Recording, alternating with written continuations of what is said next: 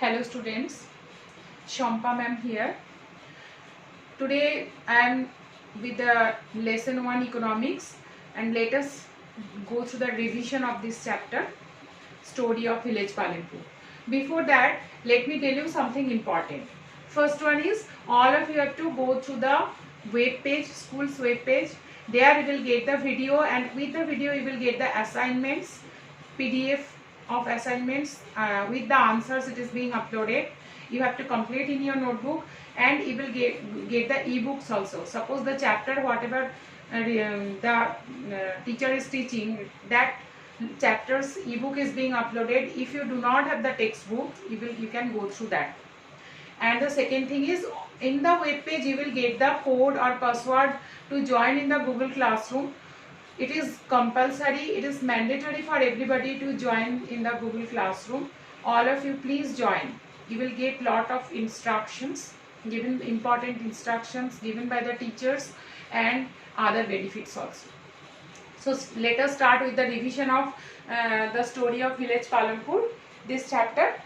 So the first one is important topics. Let us revise quickly. Factors of production. There are 4 factors of production: land, labor, capital, and organization. And you know, capital means physical capital we are talking about, and organization mainly the human capital we are talking about.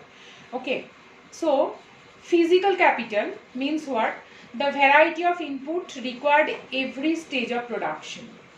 Whatever the inputs, that is, it can be building, it can be raw material, any raw material, it can be money or any type of machines. All these are inputs for increasing the production, to get more and more production. These are physical capital.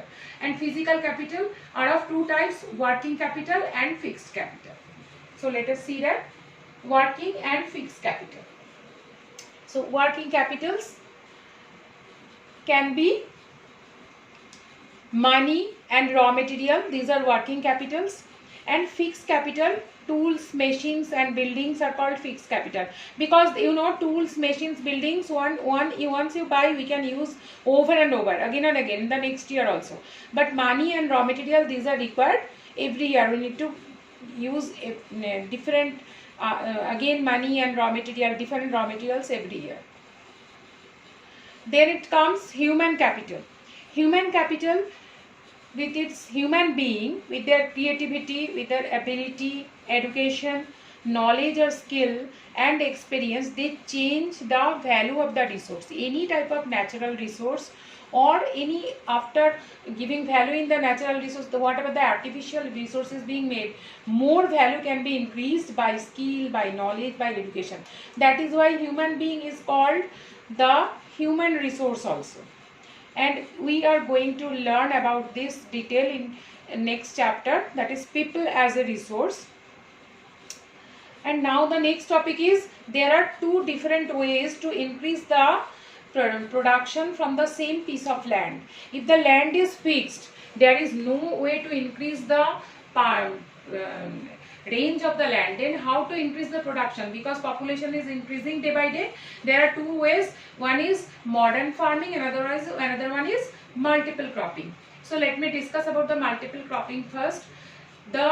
When we produce 2 or more crops from the same piece of land in a particular growing season, that is called multiple cropping. Okay, so see, practice of growing 2 or more crops in the same piece of land during a single growing season. That means maybe in the Rabi season or Kharif season, whatever, in the same season, more and more crops we will produce, different types of crops.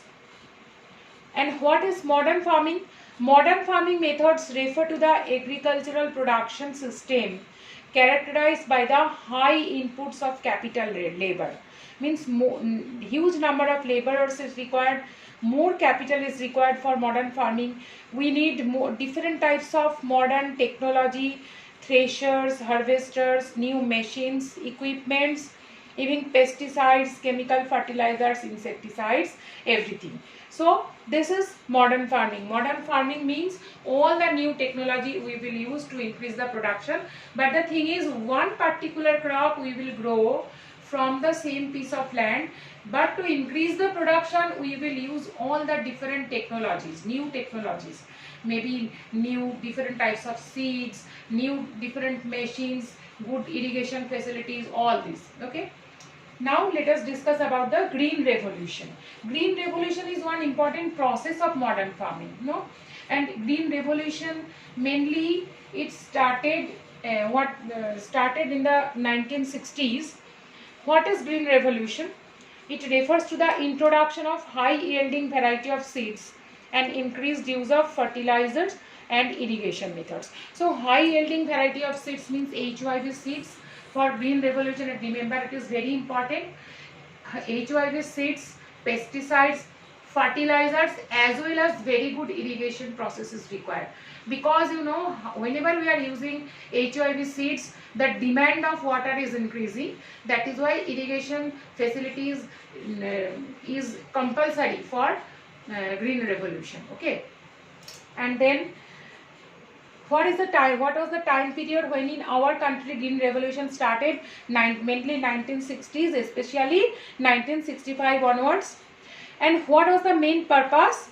To make India self-sufficient and to give food security.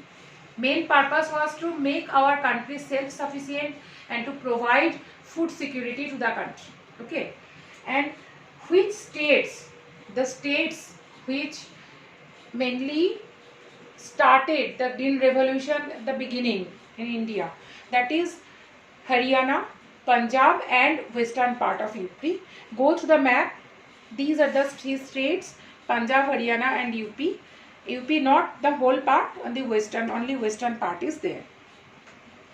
Now let me discuss about the advantages of green revolution. Mainly to produce more food than the traditional growing methods.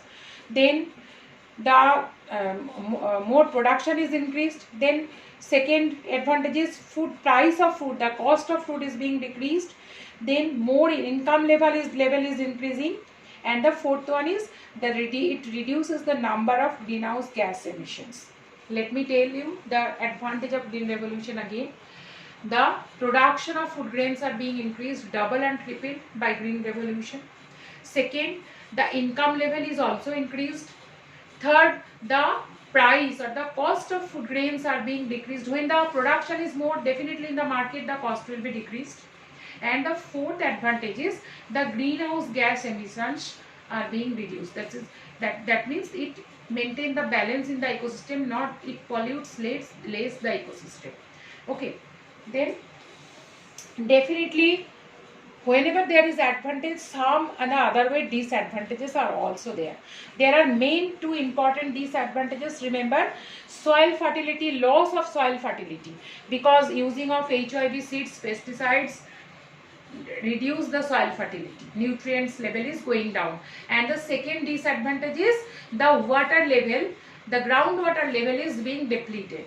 That is another disadvantage of green revolution. Okay, so next topic is distribution of land. As you know, there are total 450 families are there, and farming, though farming is the main important activity, but still the equally the land is not being distributed. 60 families, those who are landlords, they are having 160 hectares of land. Where 240 families, small farmers, there are only 80 hectares of land, and 150 families do not have land at all, they are farm laborers. And now non-farm activities. What are the non-farm activities? Means though farming is the main activity, some non-farm activities, 25% people are engaged in non-farm activities. Which are the non-farm activities? First one is dairy farming. Then second one is small scale manufacturing. Transport is also there. And then shopkeeping, that is also there, trade or shopkeeping, small business. Okay, these are the main non-farm activities. So students, complete your work. This is the revision part. Go through the assignments, complete your assignment, learn well, and join in the Google class and go through the school's web page. Thank you.